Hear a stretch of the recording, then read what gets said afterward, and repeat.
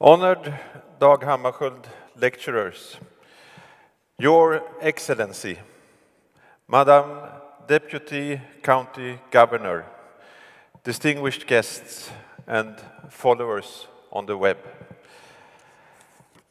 There is a road just below Uppsala Castle, separating the castle gardens from the botanical garden, Dag Hammarskjöld's väg. It is no coincidence that this highway bears his name. It was along Dag Hammarskjöld's väg that his coffin was transported to our city 60 years ago. It was brought here to Uppsala in a motorcade from Bromma Airport and was laid in the cathedral in the Oxenstierna Memorial Chapel. More than 15,000 people subsequently passed by the chapel to show their respect and their grief. As far as I'm aware, no previous funeral in the history of Sweden had attracted so much attention. Heads of state and government ministers from around the world attended the funeral, and the entire ceremony was broadcast on television. A unique undertaking at the time. Uppsala University played its part. Students lined the way from the cathedral to the grave. The student nations sent representatives. Students formed the Guard of Honor. Students carried standards, while university faculty walked behind the horse-drawn coffin. It was a ceremony in which the participants were united in sorrow. The boy who had grown up in the castle, who had attended school in the city, who had studied at the university, who had gone into public service and continued out into the world, was no longer among the living. The man who stood for peace and the will to achieve change. Dag Hammarskjöld had pursued a long and impressive course, and now the whole world followed his final journey. Here in Uppsala, residents thronged the streets. All over the world, people sat glued to their television set or radio, watching and listening.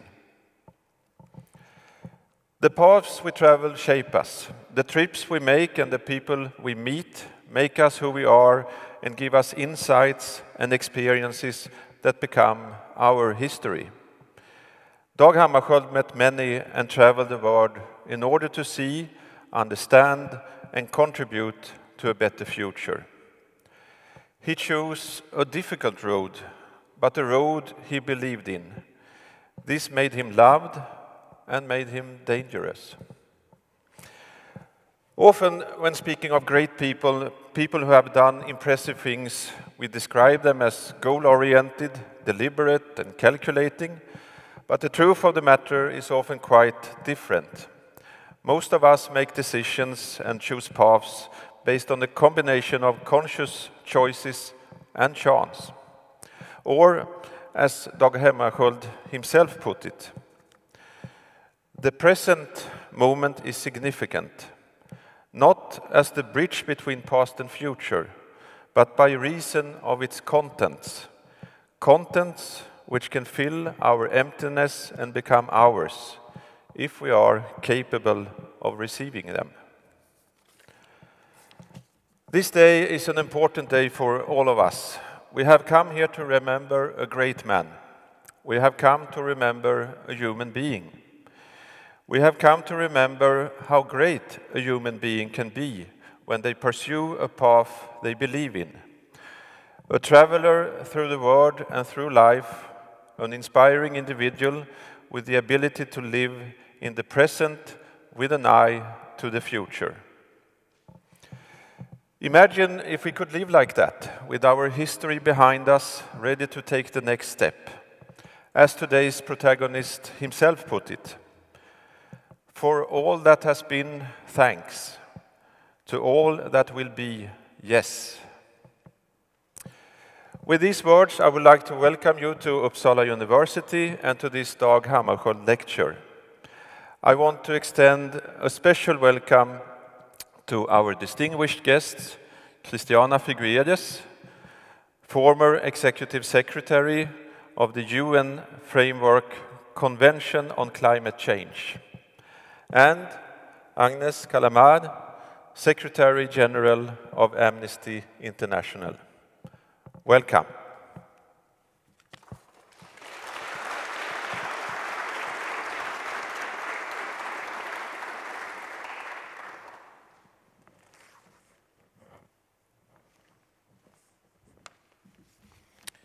Rector Magnificus, Excellencies, colleagues, students, relatives of Dag Hammarskjöld and other victims of the calamity 60 years ago.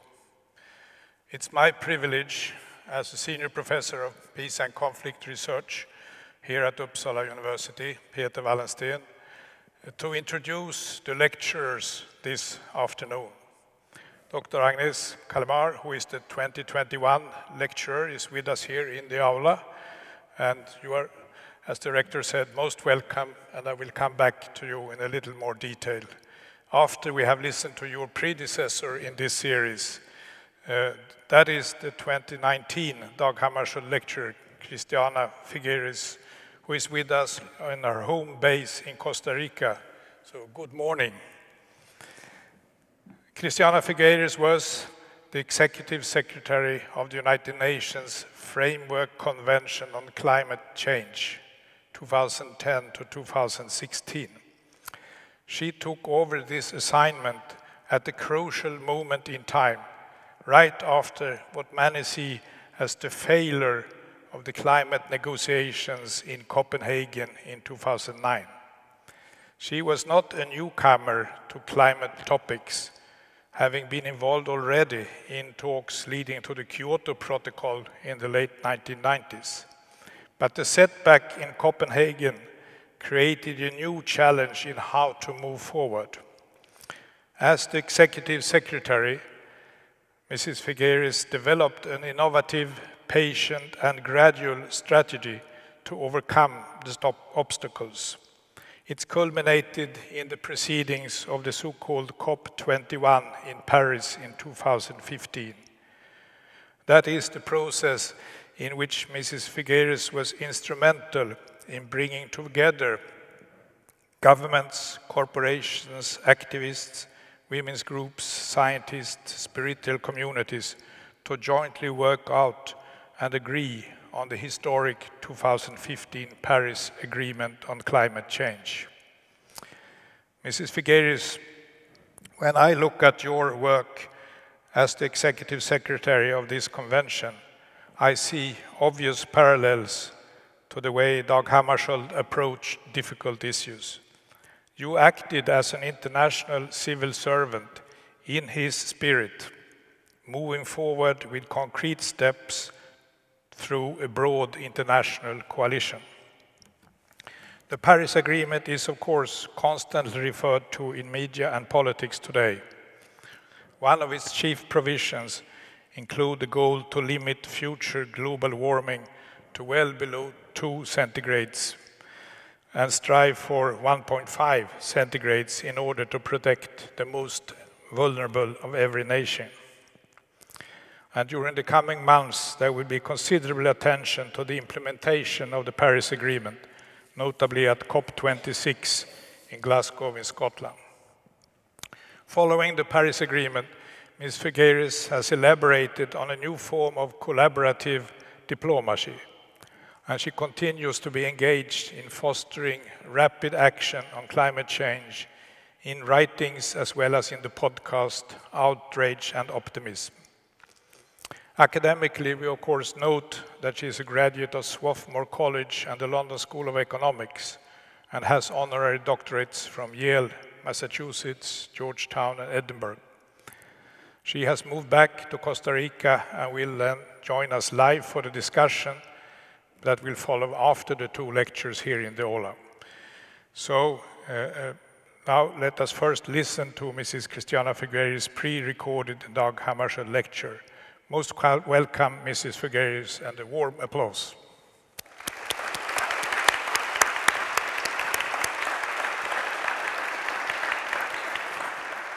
The lecture is titled Leadership for a Decisive Decade. Ladies and gentlemen, dear friends, we are gathered to once again celebrate the undaunted spirit of Dag Hammarskjöld. If he were here with us today, he would be one of the world's staunchest leaders in addressing climate change, rallying all of us to tackle the toughest challenge humanity has ever faced, and doing so at scale and on time. There is no precedent in human history for the kinds of sweeping transformations science is calling us to make this decade. So succeeding at climate change is no small feat. But out of his deeply rooted humanist conviction, Dag Hammarskjöld would be reminding us of our collective human capacity to safeguard the well-being of all life on Earth, and of our shared responsibility to leave the world not a worse, but a better place to live for those who come after us. I will not deluge you with boundless climate change data, but at least we have to recall some of the terrifying impacts we have seen in just the past 2 months. Massive flooding in Central Europe, Nigeria, Uganda, China, and India, killing hundreds and robbing thousands of their livelihoods. More than 1 million people facing starvation in Madagascar's worst drought in decades. Over 100 wildfires raging at the same time in the United States, Southern Europe, and North Africa. Siberian forests going up in smoke. And, just very recently, Greenland's massive ice sheet melting in a heat wave of close to 70 degrees Fahrenheit. Any one of those extreme weather events would be evidence of climate change. Taken together at the same time, they are evidence of climate chaos. So, how did we get here? Since the last ice age, some 12,000 years ago, humans have developed our civilization as we know it today, thanks to the stability of Earth's ecosystems, which cradled our life and supported our expanse. During that era, known as the Holocene, humans flourished, but nature reigned. We were the thriving recipients of a stable, favorable environment unique in the history of the planet. But around 1950, the situation dramatically changed. We moved from being the recipients to being the direct cause of transformations in our natural environment, and not for the better. We have now exercised such control over the environment that we have catapulted the planet and ourselves into a new geological era, known as the Anthropocene, the human-shaped epoch, where the pen of history has passed from nature to humans. In just 70 short years, ignoring all the scientific warnings we were given about the dangers that would ensue, we have substantially altered Earth's atmosphere, land, and oceans in so many pernicious ways that we are literally living ourselves out of our life-providing environment. This is the most perilous moment in human history. It's code red for humanity. That is the clear message from the latest scientific report, which is categorical in warning us of looming radical changes in the life-supporting Earth systems that have so far been keeping us safe. Those tipping points, scientists explain, could start a domino effect of unprecedented turbulence that would be irreversible for nature and catastrophic for human existence. Our planet will, of course, continue on her evolutionary path started 4.5 billion years ago. But the knock-on effects of those tipping points would render many parts of our globe uninhabitable to the human race, with all the attending economic, social, health, political, and even international security consequences. Facing this stark reality with our eyes wide open, we must make an immediate choice.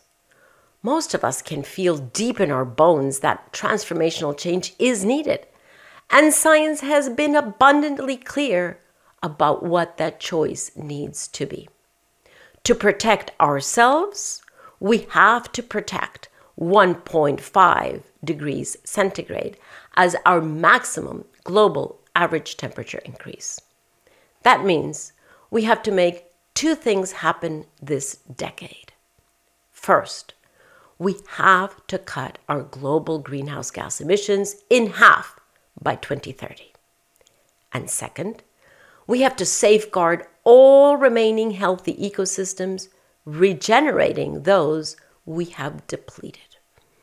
If we don't meet this dual challenge, we basically condemn ourselves and our descendants to a world of ever-increasing climate chaos, spiraling destruction, and deepening human misery. However, if we do choose to cut our emissions by 50% by 2030 and actively protect nature, we open the portal to a world that not only averts the worst of climate change, but that is actually a much better world than we have right now, with better public health, more livable cities, more efficient transport, and more productive land. This is when Dag Hammarskjöld's invincible spirit enters the stage as our guiding light. Now is when we must be guided by his firm conviction that humans can determine a correct moral path and work together to follow it.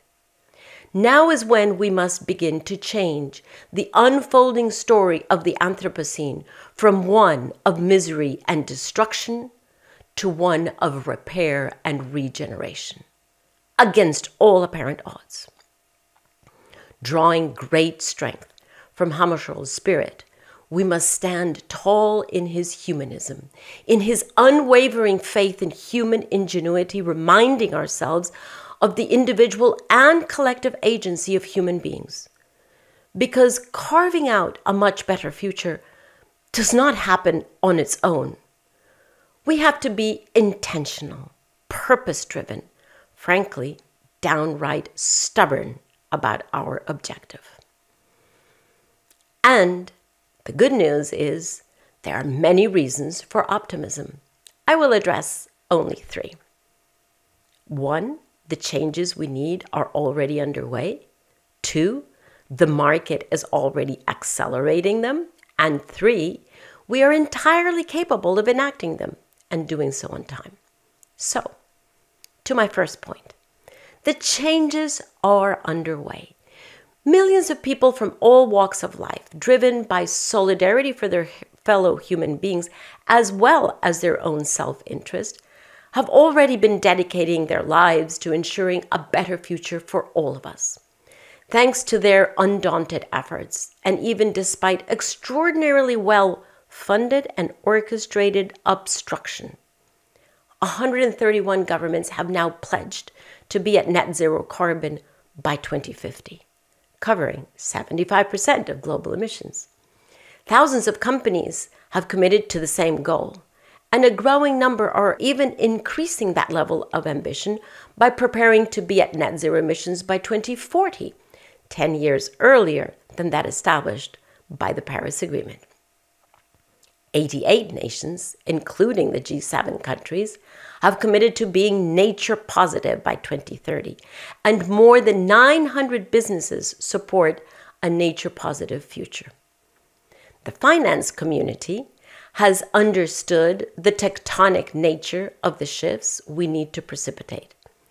Capital is rapidly moving away from fossil fuels and into solutions. Around half the world's assets under management have pledged to reach net zero carbon across their portfolios, including giants like BlackRock and Vanguard. Under the Asset Owner Alliance, asset owners with $6.6 trillion in assets have committed to net zero portfolios and called for radical reform in global carbon pricing to drive further investments in carbon reductions. Meanwhile, almost $1 trillion of green bonds were issued in 2020 during the pandemic, doubling that of the year before. All of these commitments vary in their robustness, of course, but together they send a powerful signal above the noise. We are not ever going back to a high emissions trajectory. The near and long-term future plans of these governments, businesses, and financial institutions are now being decided, and the investments and policies being made are radically different to what they were just 2 or 3 years ago. Yes, there's still a long way to go to translate these commitments into real emission reductions, and many, including myself, are frustrated that we are not seeing enough action now. But they do determine the unequivocal direction of travel. The challenge that remains is scale and speed, which brings me to my second reason for optimism. The market is responding. In some areas, in fact, already exponentially. And we are starting to see a series of positive feedback loops that will drive even greater acceleration in the solutions we so urgently need. The fossil fuel industry is facing its expiration date, and renewable energy, which is defying all expectations, has grown boundlessly, even through the pandemic, with much more growth to come. A whole new world is opening up as technologies improve and as voters and politicians realize that renewables mean gain, not pain. There's much more work still to be done in other sectors like food, transport, and industry. But all of these have passionate, creative, and extraordinary innovators pushing the boundaries of what we previously thought possible. If Hammarskjöld were with us, he would be inspiring this moonshot mindset, or what others might call 10x thinking, where we don't just give something 10% more effort, investment, or action, but rather aim for 10 times more, or 10 times faster, or both. It is the attitude necessary given the stakes we face, and it is tremendously exciting. Setting big, seemingly crazy goals is inspiring. It forces people to think not only outside the box, but rather without a box. And crucially, it attracts talent and influences governments. It's thanks to this type of innovation that renewable energy is where it is today, and it is what is driving similar expansions in electric vehicles and plant-based food. We are at the beginning of one of the most disruptive decades in history. More of us must learn how to tap into this moonshot mentality, where we decide to intentionally pursue not just incremental improvements, but exponential, radical improvements to create breakthroughs. We're, after all, in a race against the exponential negative impacts coming at us from nature. And that brings me to my final and most important reason for optimism. My friends, this is totally up to us. No one is coming to save us from climate chaos. That's actually good news because we've already accomplished extraordinary feats as a species. We have put people on the moon and into space. We have conquered deadly diseases. We have extended life expectancy and decreased child mortality. We have expanded girls' education and brought millions out of poverty. We have learned how to harness energy from the wind, sun, and water. We have what it takes. Despite all this, some people listening today, and many others out there in the world, may feel that we cannot solve this challenge of the climate and ecological crises. that it's too late, that we're in fact not enough, that we are too weak, too addicted to our current way of living with all its devastating side effects. How many of us have frankly had these thoughts? In all honesty, none of us are immune. But this crisis of doubt is something we can no longer afford to indulge. My friends, Dag Hammarskjöld would be the first to help us adamantly resist such doubt. If he were here today, he would be coaxing us into the great potential we all embody. He would be shouting from the rafters, reminding us that we are entirely capable, that we can muster the necessary resolve. After all, impossible is not a fact. It is an attitude, and only an attitude. The scarcity mindset that predominates, that sense of not being enough or capable enough, does not serve us in this moment.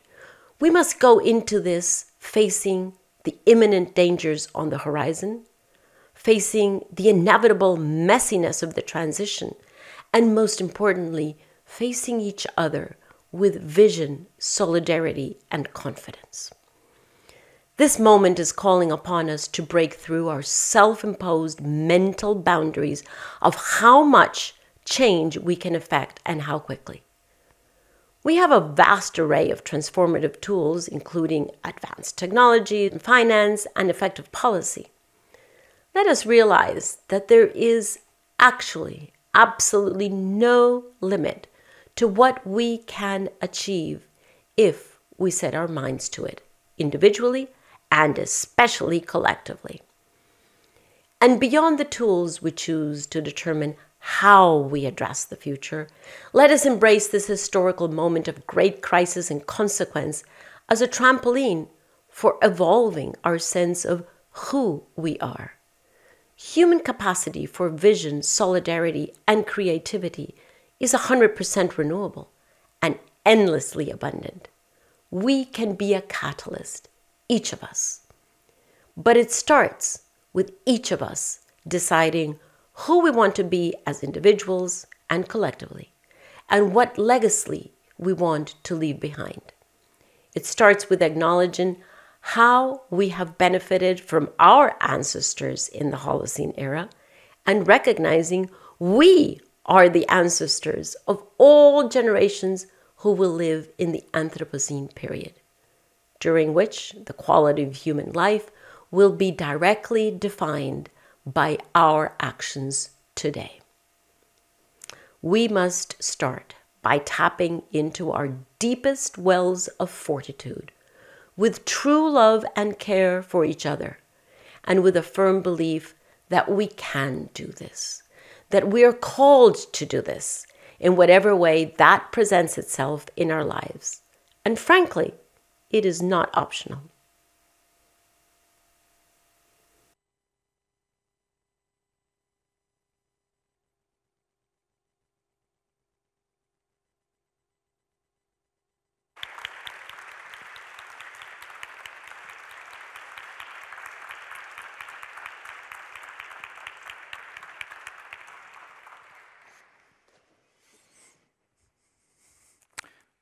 Thank you so much, Mrs. Figueres.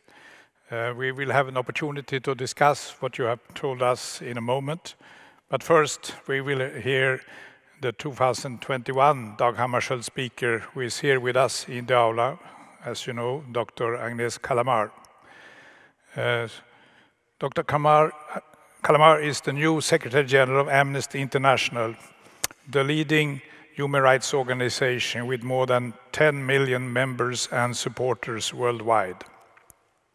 This organization was in its infancy when Dag Hammarskjöld died, but human rights were already in place. The Universal Declaration from 1948 has been historical and has by now resulted in more than 100 conventions on different human rights. It has set the standard for the type of precision necessary and provided also a focus for the implementation of human rights. That is certainly one of the roles of Amnesty International, as well as civil society actors, to put the searchlights on governments failing in this regard. Hammarskjöld would have had little hesitation in supporting this. Dr. Kalamar, you take over as the new Secretary General of this organization, which has been important in promoting important changes like the creation of the International Criminal Court and the Arms Trade Treaty. Indeed, the organization received the Nobel Peace Prize already in 1977. However, as we will hear from you, there is a need for further development of international institutions. But let me also remind the audience that Dr. Kalamar, before taking up this role, you were the UN Special Rapporteur on extrajudicial, summary and arbitrary killings.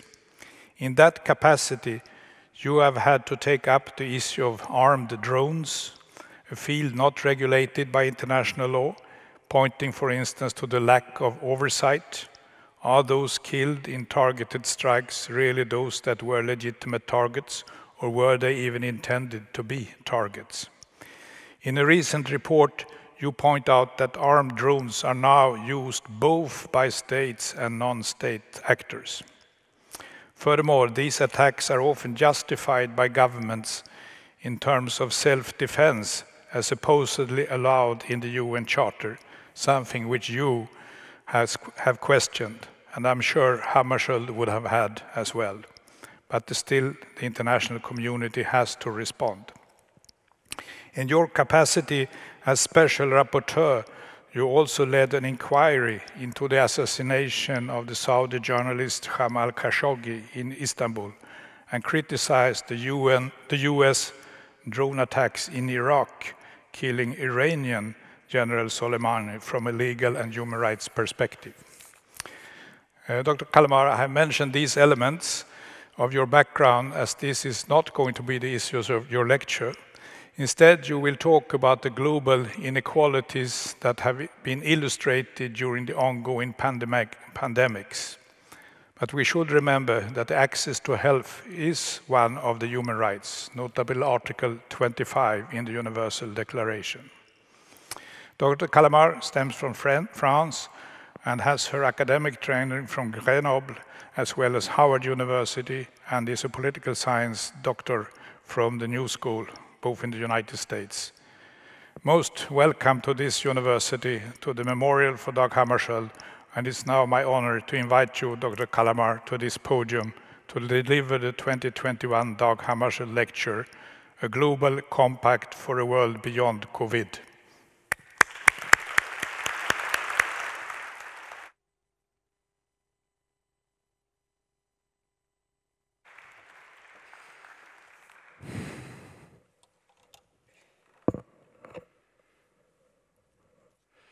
Good afternoon. Distinguished guests, first I want to thank you wholeheartedly for this honor, for this invitation to join you today as we commemorate the work and legacy of Mr. Dag Hammarskjöld. I actually have no words to express my gratitude for this invitation. Ours is a world of change. Threats and challenge overlap, intertwine. Climate crisis, current and future pandemics, deep inequalities between and within states, a global economy delivering unimaginable wealth to the bare few, and low to no wage and unemployment to millions.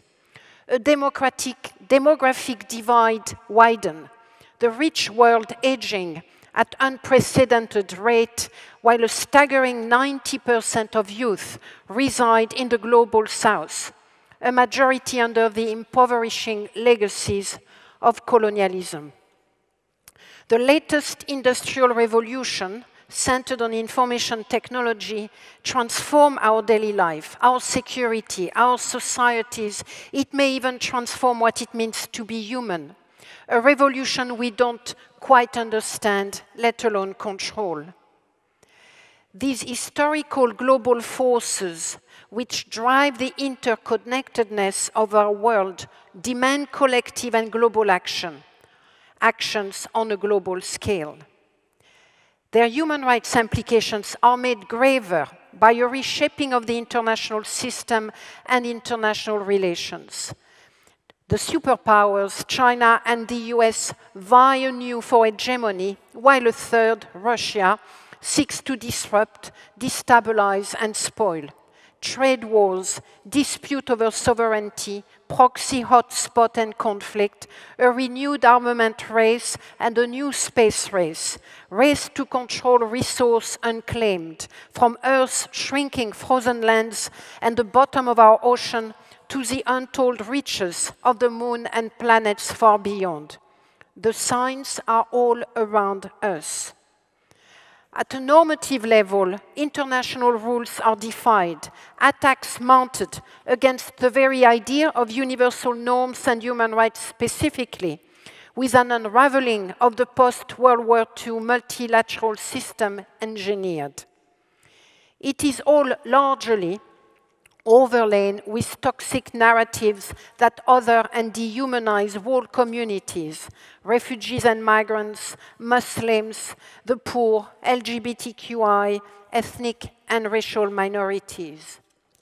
The result of all that, human rights violations on a scale and spread likely without precedent, further enabled by well-organized, well-resourced global and local campaigns against human rights defenders, civil society, and our shared demands for universality.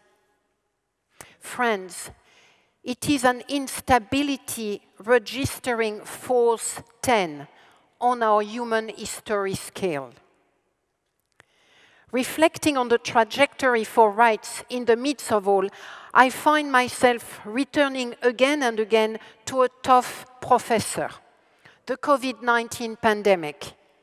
A pandemic which has not only magnified the world challenge, it has thrown a harsh spotlight on them, exposing deep inequality with brutal clarity. COVID has shown how austerity measures post-2008 weakened public infrastructure, ravaged public health system, and stripped out public services around the world. People have been pushed to the very edge of survival, and 4.5 million others, or possibly 5 to date, pushed far beyond that. The vast majority lost being elderly, Black, ethnic minorities, frontline workers, and the poor. Millions of informal workers have been left destitute. Women and girls have suffered most from the denial of sexual and reproductive services deemed somehow less important during COVID. Meanwhile, many were subjected to an often brutal silencing, even set upon just for speaking out when leaders and their policies failed. And yet, a tiny few have benefited to almost unimaginable levels. Oxfam research has shown that since the pandemic began, the combined wealth of the world's 10 richest men has increased by $500 billion, while the gap between the top 10 and bottom 40 has widened.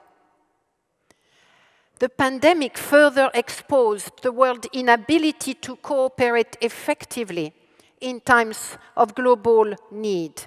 President Trump's refusal to join COVAX is one example. Xi Jinping's persecution of health workers and journalists who attempted to raise the alarm is another egregious affront to international cooperation. There are few signs that the lessons of 2020 have been learned. COVAX itself has been rendered powerless, emptied out more often than not. Pharmaceutical companies have refused to share their knowledge and technology to expand global vaccine supply, while rich countries have hoarded vaccine. Some states did alleviate the worst of COVID's economic impact, but even then, the wealthiest benefited most. What economist Mr. Touzé has said of the US is true for the entire world. If government's response to COVID was indeed a new social contract, it was an alarmingly one-sided affair. Friends, the pandemic cannot be addressed locally alone. Some political leaders in the West, in particular, may pretend otherwise, but it's time we call out their lethal bluff. And we also need to ask why, the why question. Why are things this way when the globalized management of COVID vaccination is the only way forward, is the only way to prevent new variants emerging? Why, when the world can afford to do it? Christine Lagarde, the head of the European Central Bank, recently pointed out $6,000 billion have been spent already on fiscal support, but only a fraction of that is needed to vaccinate the entire world. Why? When the global north could vaccinate 80% of its population aged over 12 and still have large quantity left to distribute to the global south, possibly 1 billion doses in excess. Why? Is it because those of us here in this room benefiting from this gross inequality don't care enough to say to our government, no, not in my name? Is it because the West is more troubled by the anti-vax movement, small one, than vaccine inequity, large one? Is it an economic calculation driven by big pharma and their shareholders?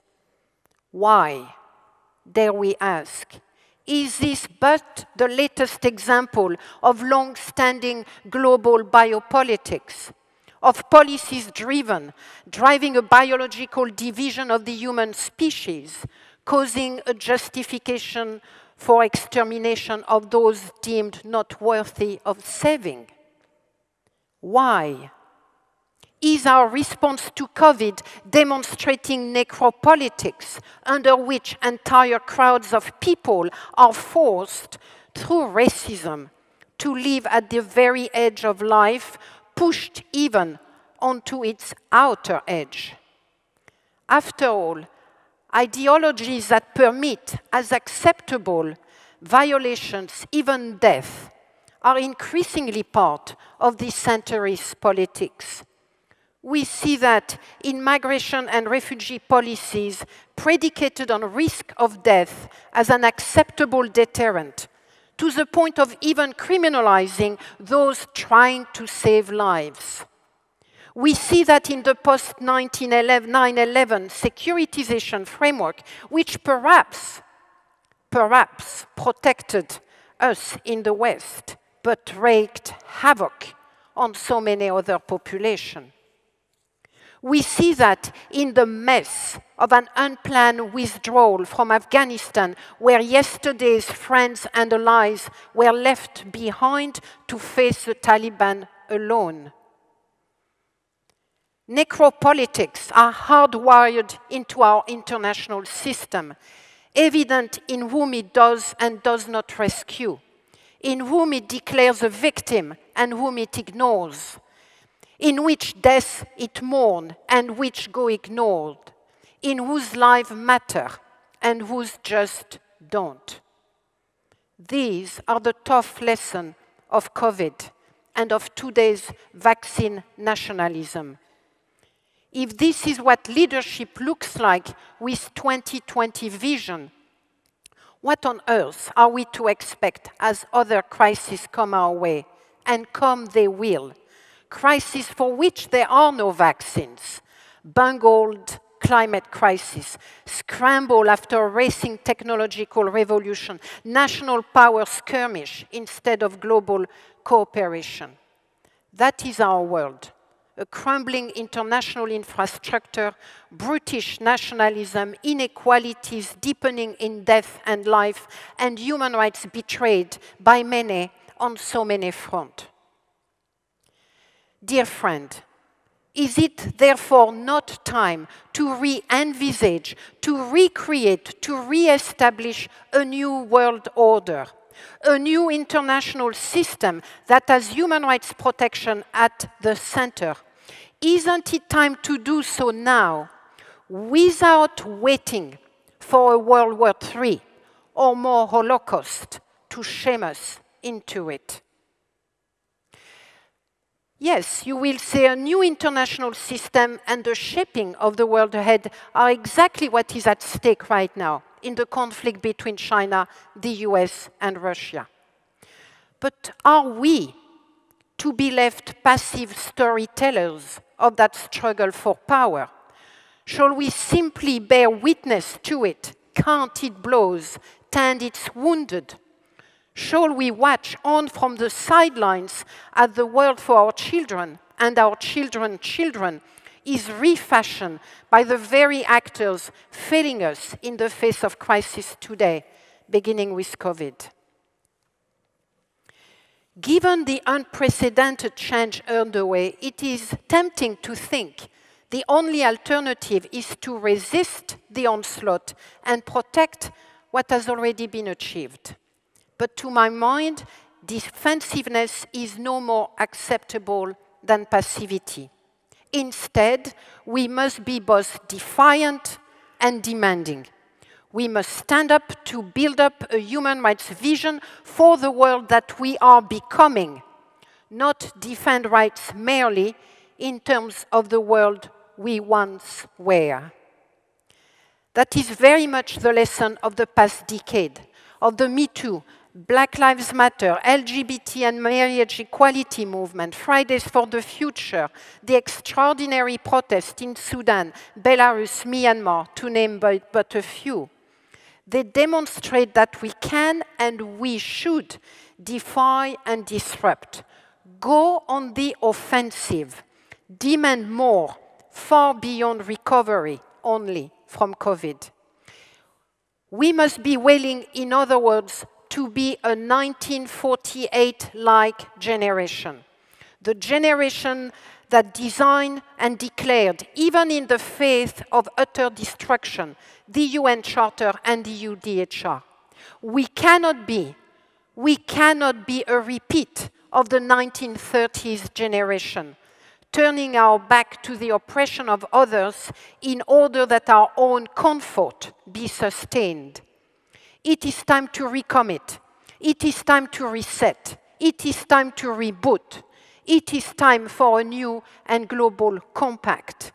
A compact for a post-pandemic world, grounded in equality, human rights, founded on our common humanity.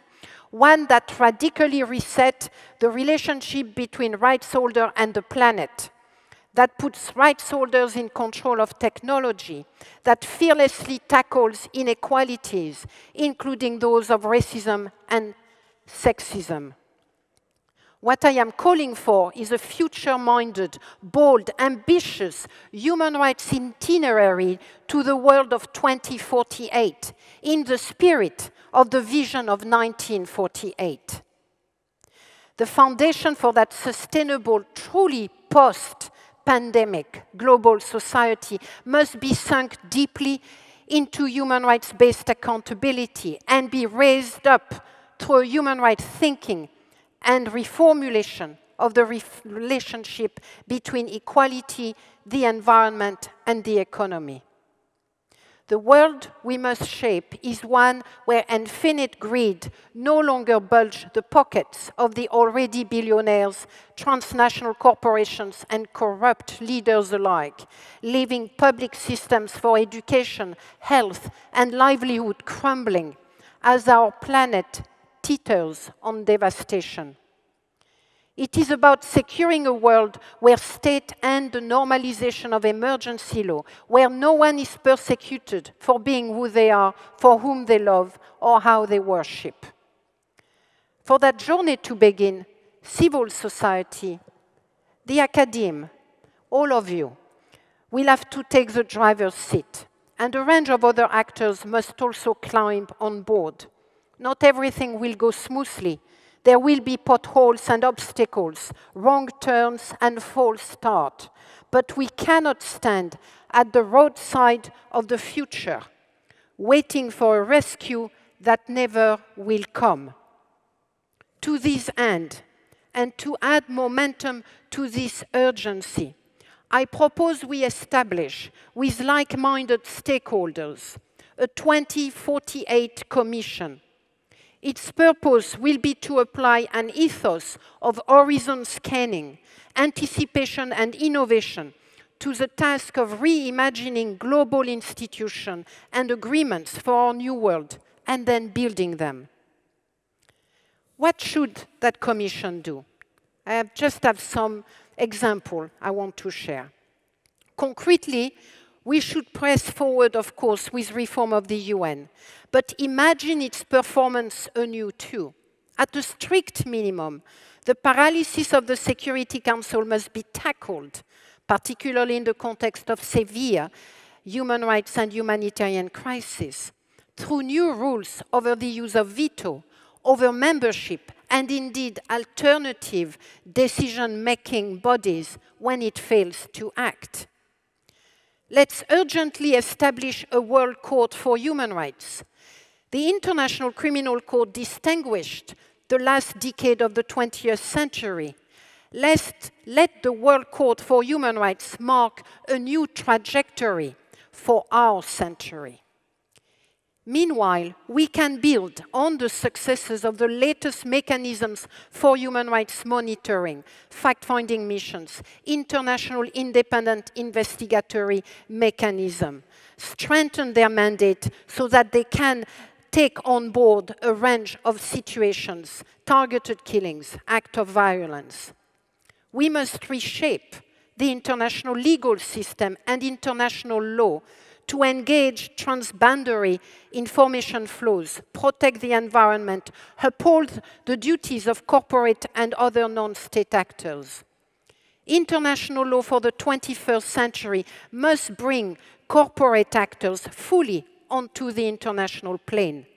It must help reconstruct the relationship between rights holders and the planet.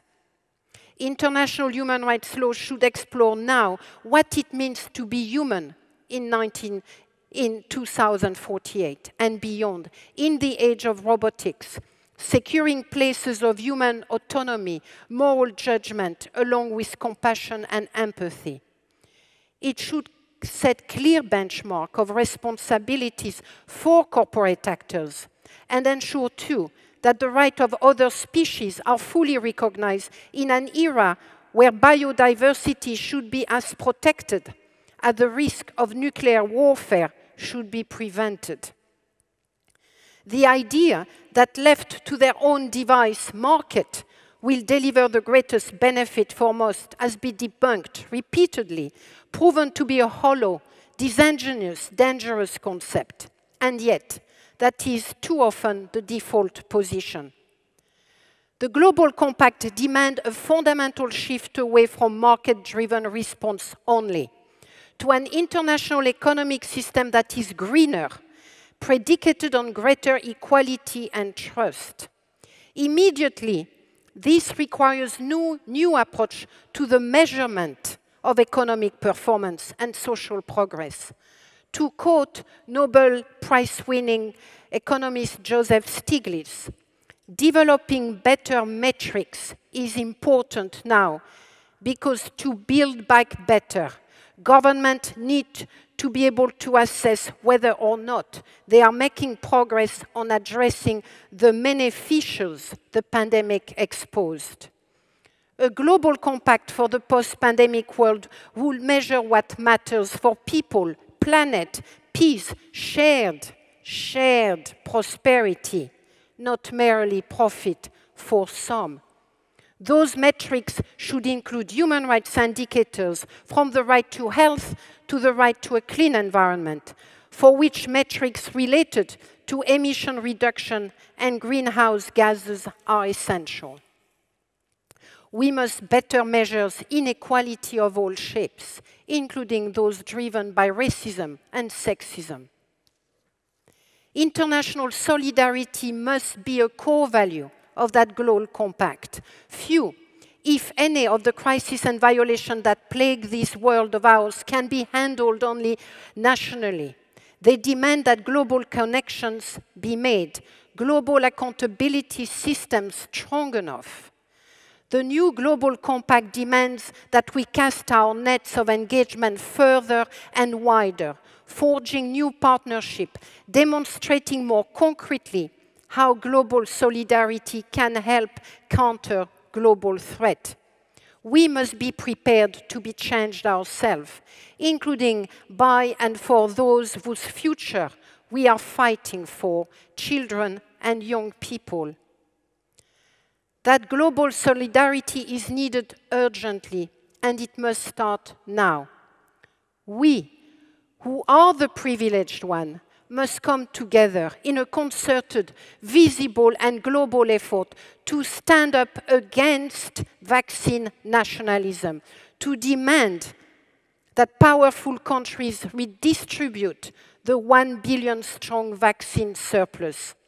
If we fail to prevent that self-serving hoarding, we are made complicit in a massive violations of people's rights, complicit in preventable death. It is rare that as a global community, we are in a position to take steps to prevent mass violation. Rarely does such a doable solution present itself. But on this occasion, for this purpose, we have within our grasp the possibility of wide-reaching human rights impact, but only if we demand global vaccine justice. Distinguished guests and dear friends, my closing challenge is also practical, possible, and portentous, although not on the same life-saving scale. My proposal is that we begin work towards the convening of a 2028 World Conference on Human Rights, to be held on the 80th anniversary of the adoption of the UDHR. Its purpose would be to relaunch boldly, without equivocation, respect for and protection of human rights as a core contract of the 21st century.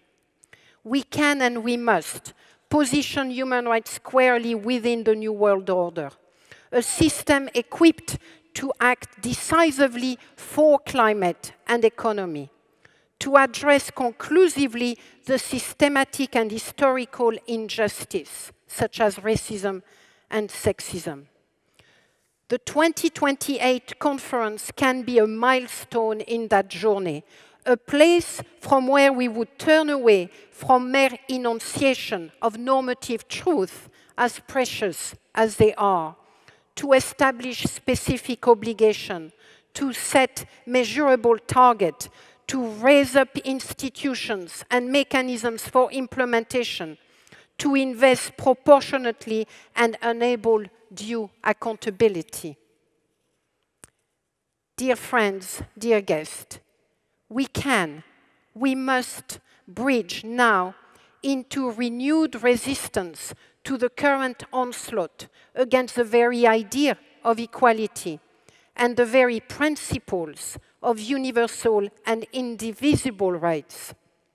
We can and we must build up a renewed offensive to establish leadership, institutions, and systems that are future loyal, bold, visionary, fit for the protection of our planet and its people against all that plagues us. In the spirit of 1948, for the sake of 2048, and all that lies beyond it. Thank you very much.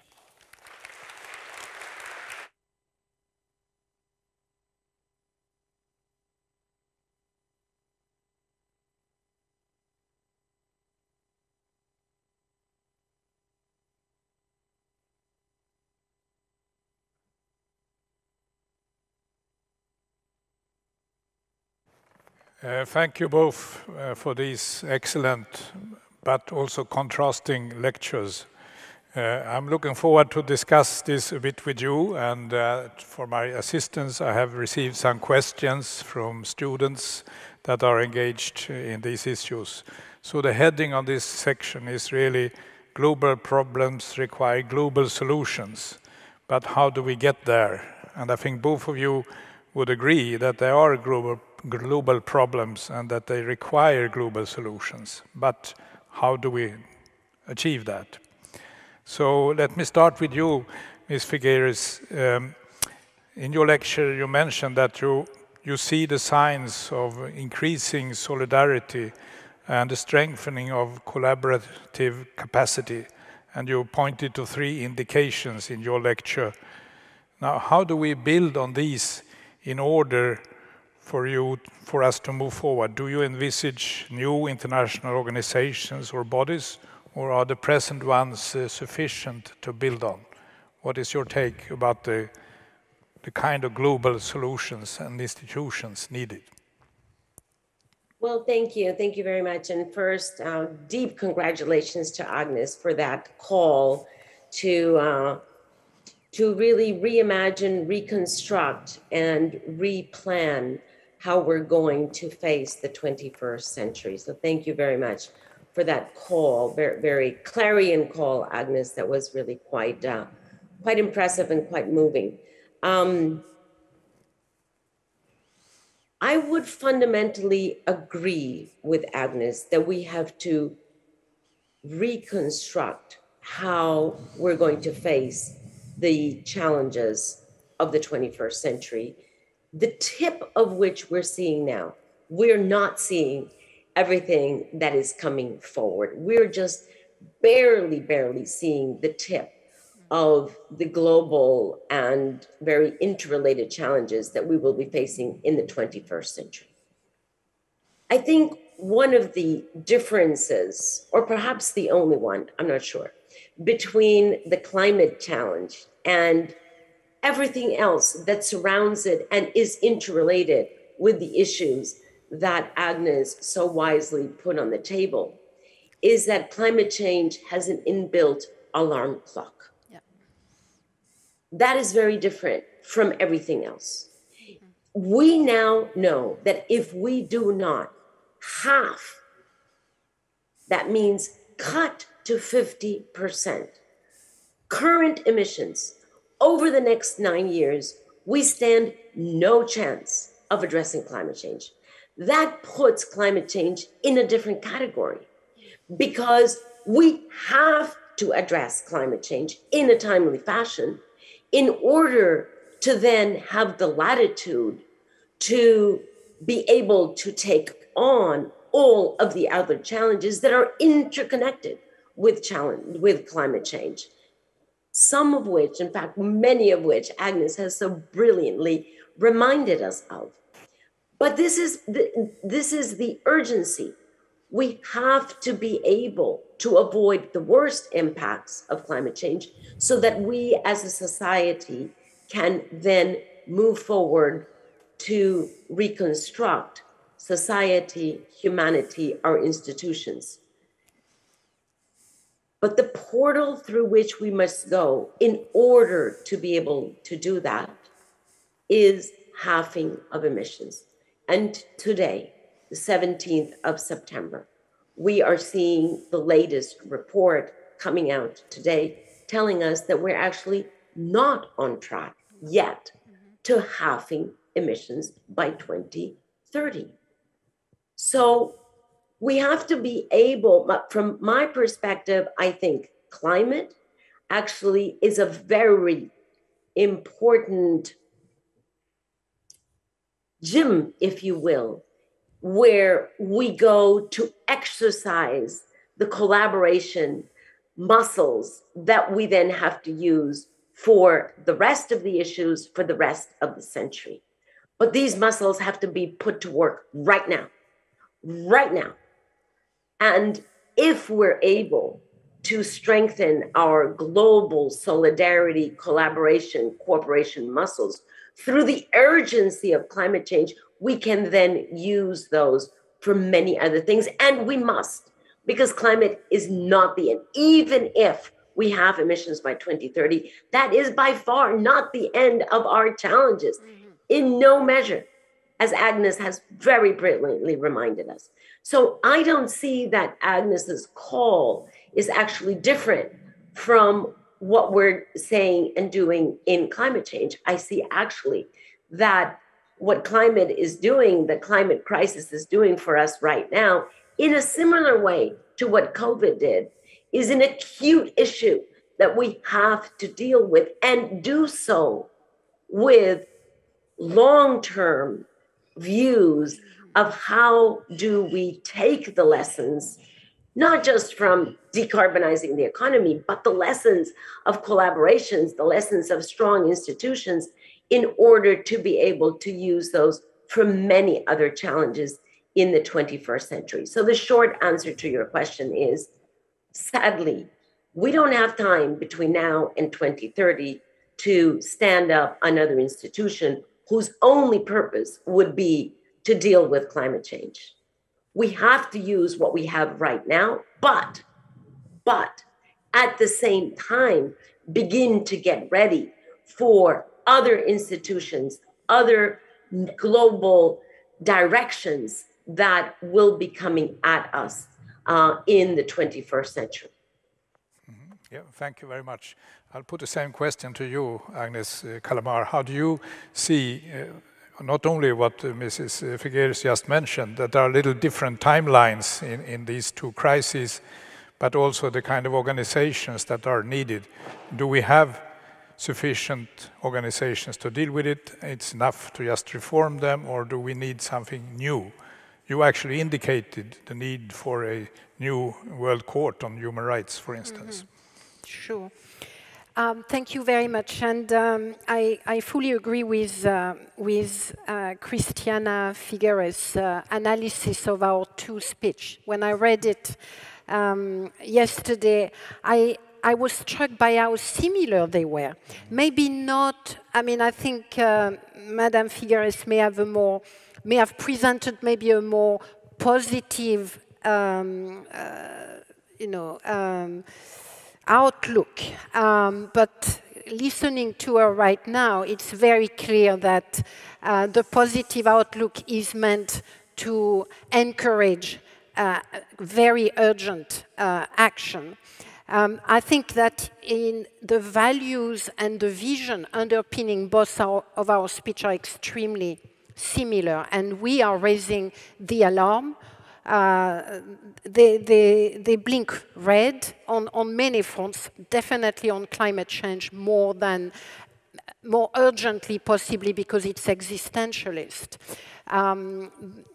So yes, of course, we cannot afford to wait until 2048 to tackle what needs to be done by the end of this decade, which is to halve the emissions. There is absolutely no doubt about it.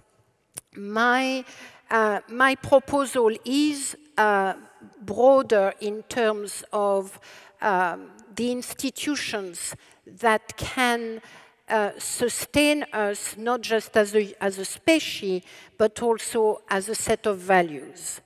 Of course, as a species, I fully agree that we need to hurry up if we want to survive.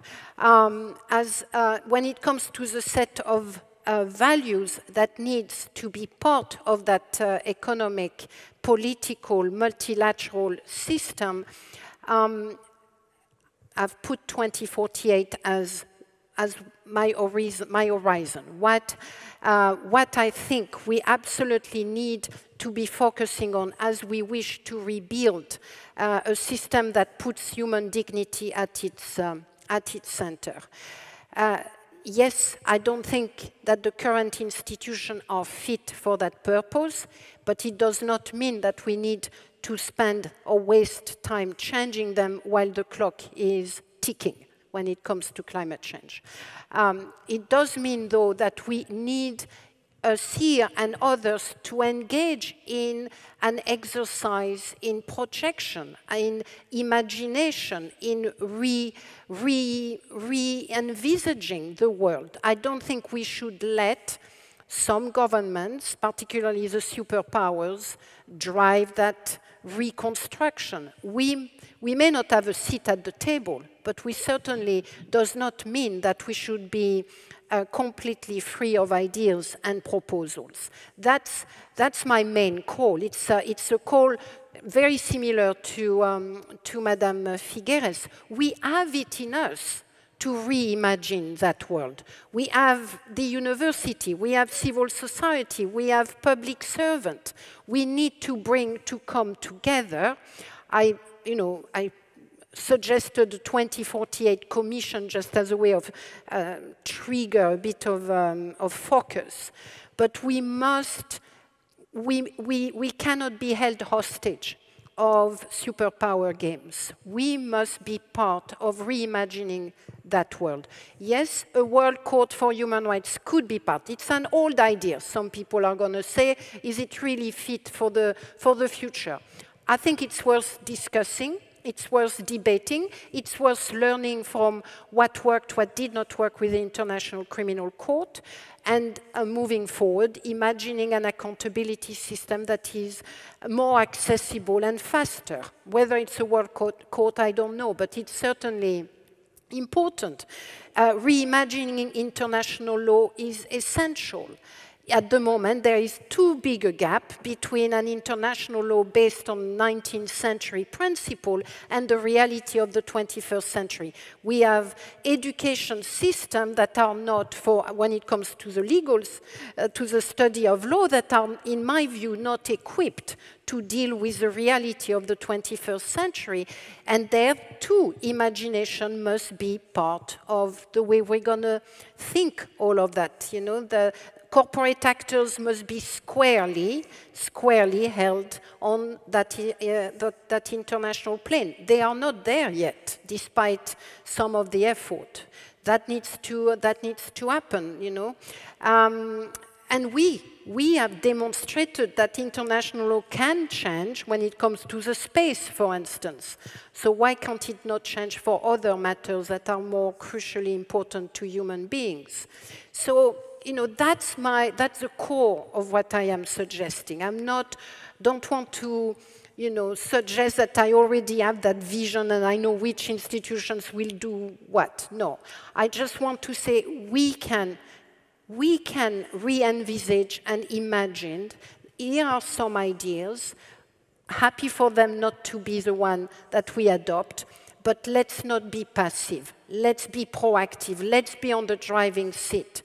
And let's be fully aware that so far, for the last decade, our governments have failed us when it comes to global cooperation. The Paris Agreement is actually an exception.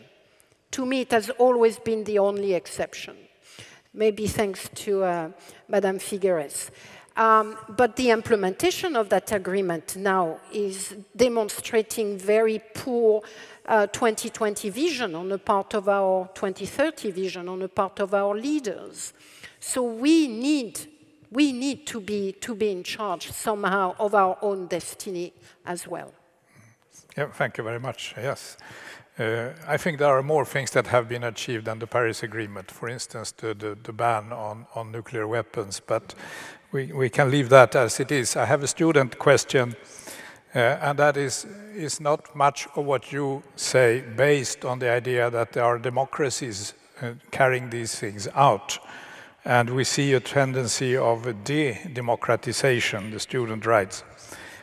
So do you think that democracies are better at handling these issues that you are concerned about, the COVID and the climate? And is this then a troubling experience that we see this kind of democratization? Would you like to start, Mrs. Figueres? Well, what an important question. The fact is that I don't think either autocratic or democratic systems, which are the two big structures that we have, or the two political systems that we have, they're both failing. They're both failing. They're both failing on climate change. They're both failing on human rights. They're both certainly failing on solidarity. So I think, many of us had put so much faith into democratic processes and democratic structures because we have faith in the voice and the agency of thousands and millions of people that are represented by fewer, but a democracy does give voice and agency to more rather than to fewer. And just on that principle, we have had the faith, and I still continue to think that that it at least still holds the potential. But we haven't truly seen that. The test of climate change has not, which is the most urgent and the most existential, hasn't seen democracies step up yet to the challenge that we have, with a few exceptions. And there I would put the European Union definitely stepping up, with a couple of other countries, and recently the United States. But just the seesaw that we've had in the democracy of the United States is a very good example that, per se, a democracy does not guarantee that we're actually going to step up to who we really are as human beings and who we want to be as a human society. The seesaw that we have in Australia, for example, the political seesaw in that democracy, proves that that we're not necessarily stepping up to the real challenges that we have staring us in the face right now. So I wouldn't say that democracy is the solution. I don't think autocratic regimes have done any better. Where do we then land? I'm not sure. I think it is still out there to be discussed, perhaps in Agnes's commission, in addition to the institutions that we need. What else? What other political structure? Or do we take democracy and strengthen it? Because there's nothing wrong with representation of the many. There's nothing wrong with that principle. It's not the principle that is wrong, it's how we have done that and how we have practiced and implemented that actually has run short of the original ideals that were put in place when we started with democratic experiments. I think we're still in the experimentation phase, with democracy not doing terribly well in most countries, with few wonderful exceptions, but certainly something that still requires a lot of institutional maturity that has to follow the high principles of solidarity, of collaboration, of equality, and ultimately the only road toward peace. Thank you. I think you provide a challenge to the whole discipline of political science there. And Dr. Kalamar, you are a doctor of political science. How would you respond to this question about the democracies and their ability to be effective in these two crises we talk about? I mean, unfortunately, the facts when it comes to COVID and climate are there to demonstrate that democracies are not better at handling either ones. When it comes to COVID, that vaccine nationalism, something that a minister from South Africa has described as vaccine apartheid, is really the product of so-called Western democracies. And the climate change result, again, they are not meeting their agreement or what they should do under the Paris Agreement. So, democracy, I will say that it's maybe more a matter of faith into the system than what is factually there right now. I will suggest that democratic leaders are probably giving a bad name to democracies right now, that electoral politics may be undermining the principles of democracies, that democracies as a system of governance has reached a stage in its development, let's say 2 centuries, where maybe there is a need as well there to reconsider how it is being done and through which mediums. Are political parties the best way? Are electoral politics the best approach through which the values and the benefits of democracies can be delivered? I don't have an answer, but I think what we are witnessing at the moment give rise to a number of questions.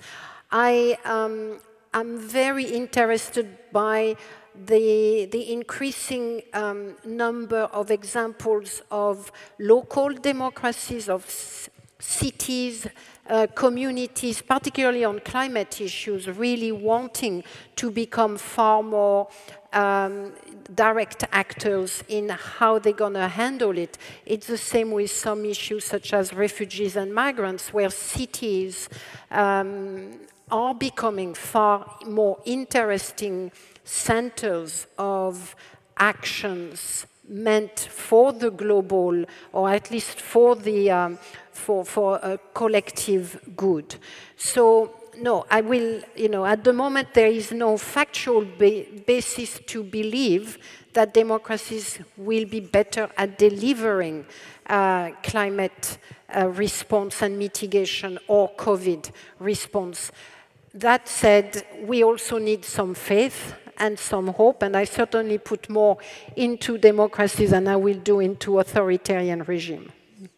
Because they will provide more space, you mean, for civil society? Absolutely, yeah. And the space of the individuals, and the democracies are still predicated on equality, on equal participation, on the rights of individuals, the rights of communities as well. I mean, there is a lot more from a rights standpoint that can be accommodated within democracy and democratic regime.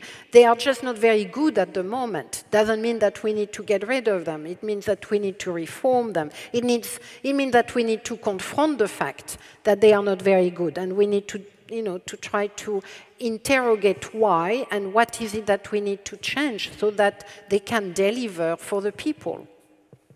Thank you. Mrs. Figueres, I would guess you would agree that there is more space to reform or change in a democracy than in an authoritarian regime, also with regard to the climate crisis, or what is your reaction to that?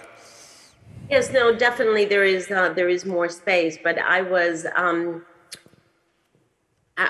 in my mind seeing the parallel between energy, knowledge, music, so many different factors of human society that we are currently already moving from a centralized model to a decentralized.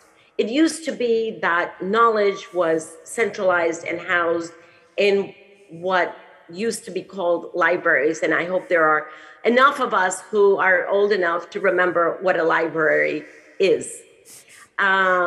It used to be that energy generation was centralized in very large plants with fossil fuels. And it used to be that music was held materially in LPs or any other mode. We have actually dematerialized and decentralized a lot of this. Energy is no longer being only generated in big plants. It's being decentralized because every single little home, no matter where it is, can have a solar panel. Knowledge is being decentralized because we no longer have to only use the library. We can use Miss Google and Wikipedia to get a lot of knowledge that then has to be checked to see if there is actually veracity to it. But there is a decentralization of knowledge. The same thing with music, the same thing with banking. You don't no longer have to go to the physical bank to do your accounting or your transactions. That is all decentralized. My point is that is probably a very important model that democracies, if they're still going to be called that, and I hope so, need to follow. It is no longer the democracy that will be effective in a 21st century is no longer a democracy that is built as a pyramid with 1 or 2 or 3 people at the top representing and taking decisions for everyone. This will be a much more distributed model. And Agnes has already pointed out how we're seeing on climate, but on so many other things, a distribution of responsibility, of action, and of engagement, where you now have communities taking the action, taking responsibility. You have corporations, you have financial institutions, you have provinces, you have cities, you have families. It is so much more of a distributed model that we can no longer, if you look for true leadership today in the world, it's very difficult to find 1 or 2 or 3 names that you would put out there. But if you open your eyes to a different interpretation of leadership, you see actually on the ground leadership everywhere. You see it in the Amazon, you see it in the Sahel, you see it everywhere where there is a challenge. And that is actually, frankly, a much more inspirational model of leadership and of democracy. It is a much more effective model because by being very close to the solutions that you need to affect, you really understand what the nuances are of the solutions that need to be put on the table. So a distributional model rather than a hierarchical pyramidal model of leadership, of power, of democratic decisions is probably much more akin to be able to answer the many challenges that we're going to have to face that are at the same time global as they are local. And that is also something that we're going to have to wrap our heads around because climate, human rights, health, COVID, they're all global problems, but they also need local solutions. And so that bridge between the global and the local can actually only be brought on the table by distributed leadership and distributed democracy. Thank you for outlining that vision.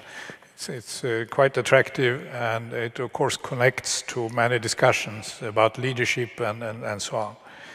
I have a question for you, Dr. Kalamar, which has to do more with your work as a special rapporteur. It's a student question who is wondering how you see that ordinary people are participating in some of these atrocities or these killings that you have been involved with. And the student refers to the work by Christopher Browning's book, Ordinary Men, which of course dealt with the execution of Jews in Nazi Germany. But the question is, what insights do you get from your looking at these atrocities about the psychological aspects of actions? Why do ordinary people get involved in some of these killings? I've often, of course, when we are in human rights, it's often something that we are reflecting upon and confronting. Why do ordinary people become monsters, in a nutshell? Yeah. And what pushes them to act in such a way? In my experience, there are at least, I will say, 2 or 3 factors that explain a range of behavior that could not be explained otherwise. I will not refer there to the extermination of the Jews and the Holocaust, because I think that, even like Rwanda, it's maybe a different scenario of behaviors. But we see all the time in our work communal violence, and such violence that you are shocked by it. I have a couple of lessons that I have taken from my work.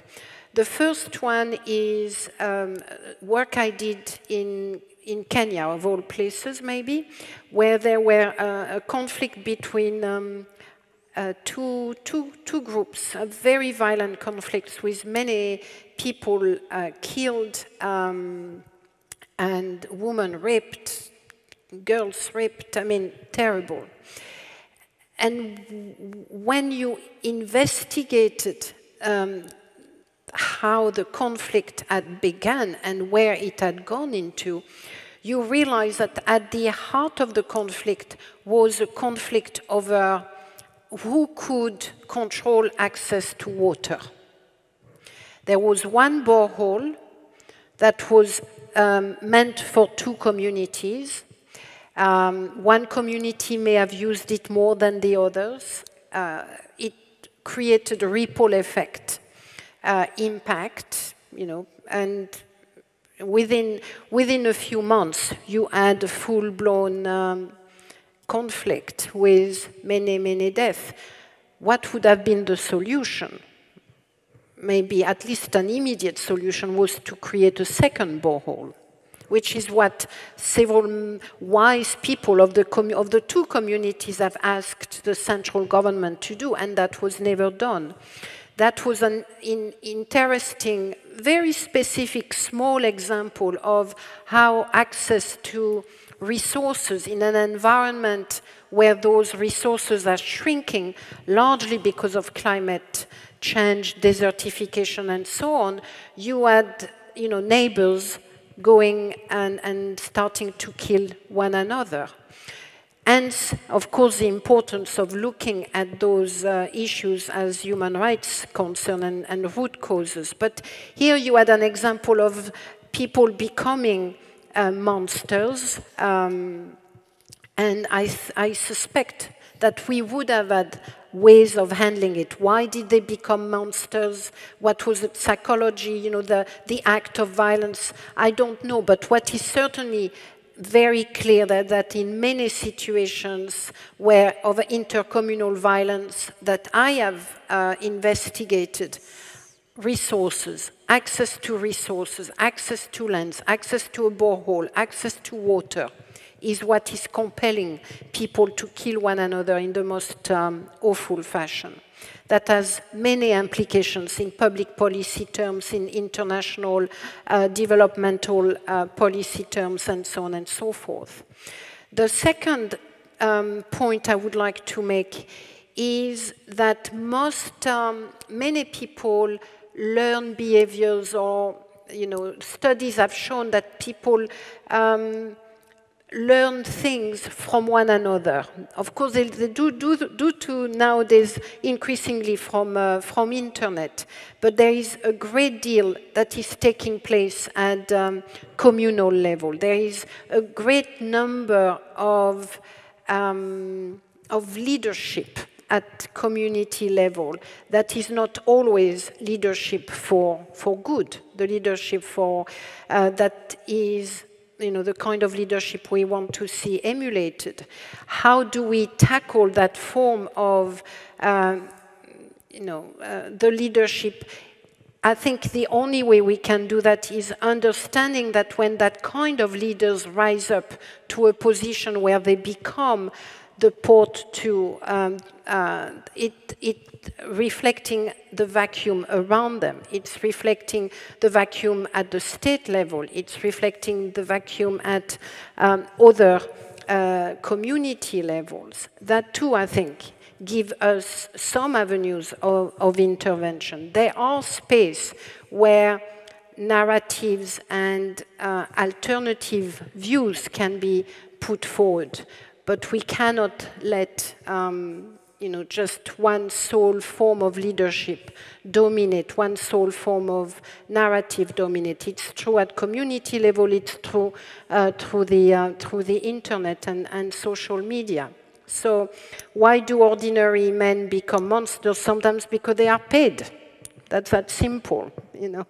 They are offered a lot of money, and sometimes they do it out of loyalty, as I've seen in the case of Jamal Khashoggi. There was the doctor who oversaw the dismemberment of Jamal Khashoggi was in fact a very high-level Saudi representative, a member of the International Association of Medical Forensic Doctors, very well regarded. And yet, one day, he went on and dismembered the body of Jamal Khashoggi. You know, why? Out of loyalty for the regime or fear. That's a quite frightening example you are giving us there, because it suggests that we are, in some sense, all formed by institutions and ties and connections. And I guess the whole idea with human rights that you're working for is that we should not necessarily adhere to those. It's the human rights is to stand up against organizations and demands like that.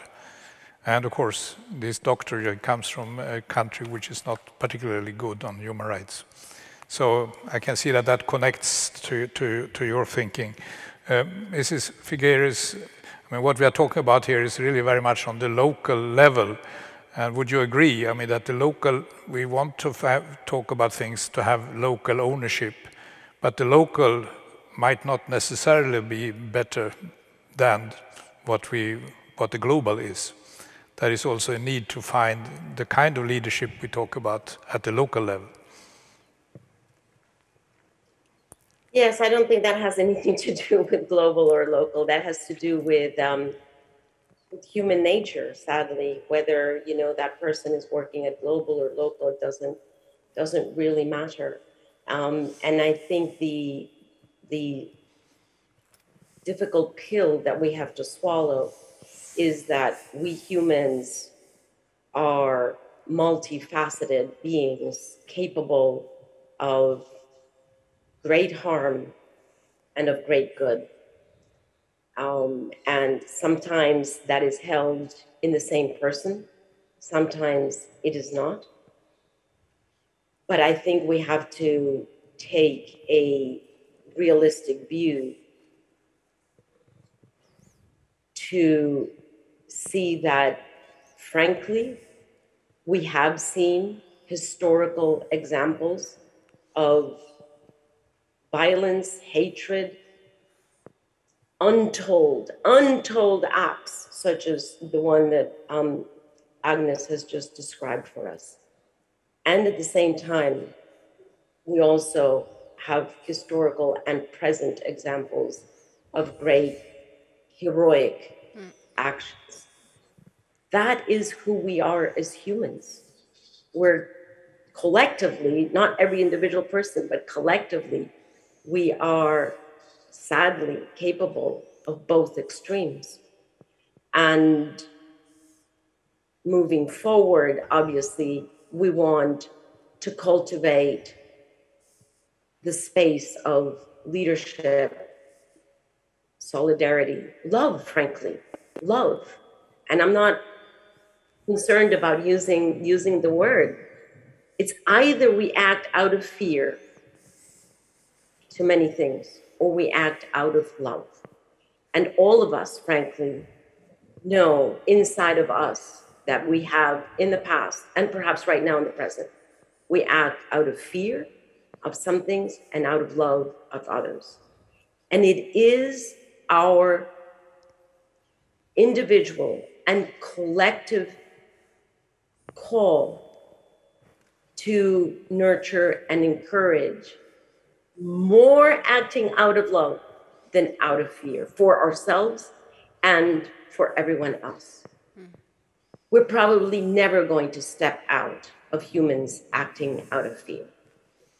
But as we move into the bigger challenges that we face, we must be able to broaden that space of possibility of every human acting and working more out of love than out of fear, in full recognition that both will probably be present.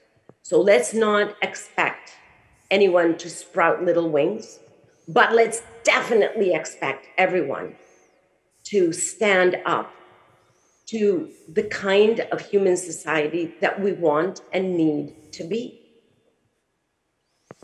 And that is sort of a challenge. You are talking now to a university audience with lots of students. So it's not enough just to know about climate change and what happens. It is also the question of what values you are applying here. And that's a challenge to the universities. What would be your advice to the students that are listening? What should they primarily do when they leave the university and go out in the world? Well, sadly or wonderfully, depending on which way you want to see it, there are so many challenges that these students are going to face that no matter what the profession is that you have chosen, you will have the potential to contribute hugely to a world that is a better world, that is safer, that is more just, that is operating more out of solidarity. So I'm not as concerned about what the profession is. I'm more concerned about how you exercise that profession. How do you implement the tools that you now have in your tool set? What are the values and principles that you will be working out of? Because it is those values and principles that will determine what kind of a society you are building. And we do build a society together. And we have to ensure that the values and principles that are the strongest are those that are on the side of a safer, more just, more peaceful world. Because as we have heard today, both are entirely possible. None of the two is guaranteed. So we have to load the dice. We have to load the dice intentionally. It's not going to happen just because. We intentionally have to load the dice in the direction of where we want ourselves to be, and especially where do we want future generations to be. You think of yourselves as the current generation, as you should. And you can also think about the fact that with your values and principles, exercising whichever profession you're going to exercise, you're actually carving out the world that your descendants will then inherit from you. We are all only links in a chain. And we have the possibility of doing our absolute best as we are operating in that moment as links. And we can either strengthen the link for good or not. But each of us is a very important link in that chain. Thank you. And Dr. Kalamar, what would be your message to the students? I think I would like them to look at the women of Afghanistan that are marching in the street, the young people of Belarus that have been doing that for months, the young people, very young people of Myanmar, which are fighting for the soul of their country. There are models everywhere we want to place our eyes of behaviors, commitment, courage that should be really driving us, particularly, young people in rather privileged societies, which is not to say that all young people in Western societies are privileged, because there are many that are not. But there, at least in my work, I am every day shocked by the courage that people demonstrate to fight for human rights, to fight for freedom, to fight for their families, for their communities, against the most ruthless of all violence. So that will be my first, my first call to them. Look around. You have so many examples of incredible individuals and actions that you could make yours. I will ask them to be courageous, because they will need to be courageous in the world that we are right now. I will ask them to be defiant, to be bold, to think about the future, not just where we are at now. I will absolutely tell them that they have in them the tools to create the society that they want to see in place. But to do so, they must get organized. They must work with others. They must create partnership. They must stand up. They must join movement. Being alone and doing things alone, I think, has a great deal of limitations. Their capacity to work together, to join others around the world, across borders, across any kind of groups, I think is going to be an essential value for them. To be future-minded, to be planet-focused, to be thinking of tackling racism and sexism full on. That is what I would hope they can carry forward in their professional life. Thank you both of you. It started like there were two very contrasting presentations, but what we found here is a lot of common ground, and the common ground based on values I think Dag Hammarskjöld would have been very happy with. So thank you both for these lectures and for being part of us today. Thank you.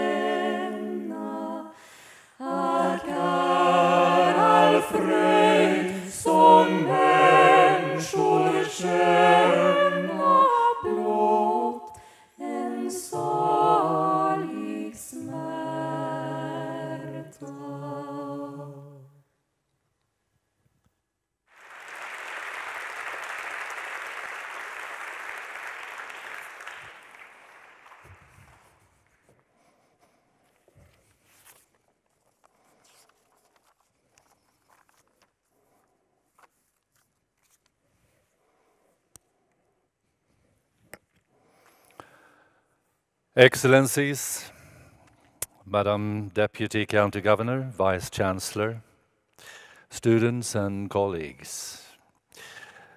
Your Excellencies, Ms. Christiana Figueres and Dr. Agnes Kalamar, you are respectively the 20th and the 21st to have delivered a Dag Hammarskjöld Lecture at Uppsala University.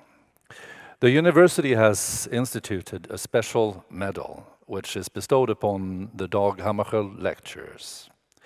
The medal was created by Annette Rydström and it's cast in bronze.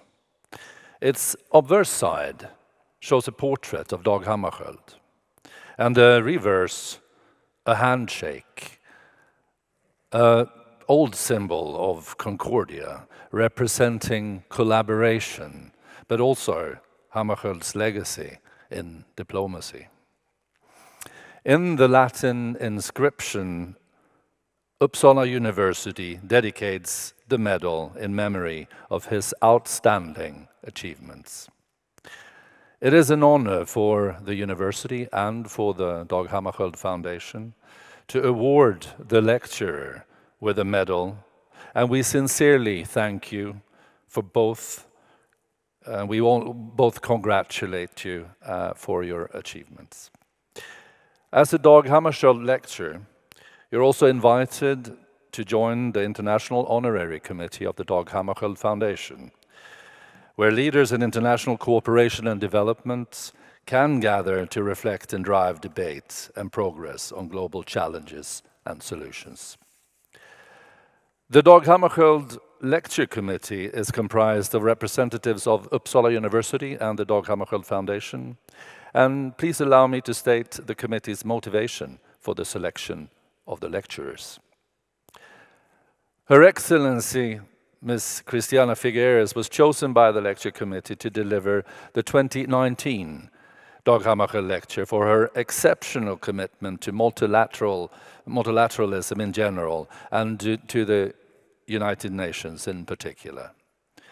While she served as Executive Secretary of the United Nations Framework Convention on Climate Change, Ms. Figueres skillfully employed collaborative diplomacy to bring together public and private institutions, experts, groups from all areas of society to deliver the historic Paris Agreement on climate change. Your Excellency, your factful and optimistic leadership inspires, guides, and advocates practitioners and scholars of international cooperation. Your Excellency, Ms. Figueres, the 20th medal with your name engraved on the rim has been sent to you, but unfortunately, it is my understanding, and that's beyond our control, it has still not arrived. But it will soon reach your office.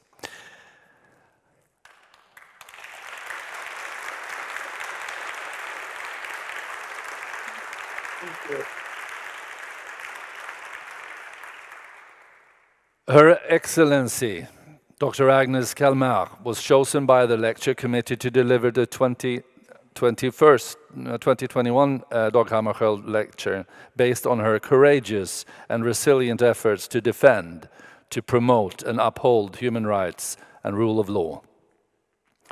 As a UN Special Rapporteur on extrajudicial, summary and arbitrary killings, she showed commitment and bravery in the pursuit of justice and in defense of human rights and dignity. Your Excellency, your determination, activism within civil society and in support of the UN is a galvanizing force for all working towards a more just and equitable world. Your Excellency, Dr. Kalamar, I now invite you to accept the 21st medal with your name engraved on it on the rim from the Vice Chancellor.